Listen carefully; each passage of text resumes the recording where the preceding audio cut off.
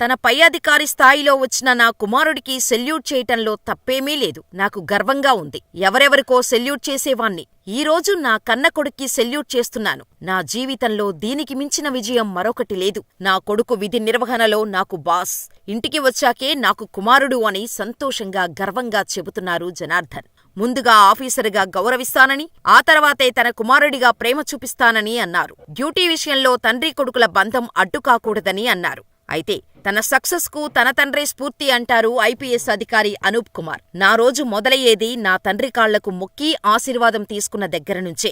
చిన్నప్పటి నుంచి ఏ రోజూ చదువుకో, ఆడుకో అంటూ ఒత్తిడి చెయ్యలేదు. మనసుకు ఏది నచ్చితే అదే చెయ్యమని ప్రోత్సహించారు. నా తండ్రి కష్టపడి చదివించారు. రోజూ సైకిలుపై నన్ను, నా సిస్టర్ని స్కూలుకు తీసుకెళ్లేవారు. ఆ కష్టాన్ని చూశాను కాబట్టే నాన్నకు ఇష్టమైంది ఇవ్వాలన్న కసితో చదివి ఐపీఎస్ని క్రాక్ చేయగలిగాను అని చెప్పారు ఐపీఎస్ అనూప్ కుమార్.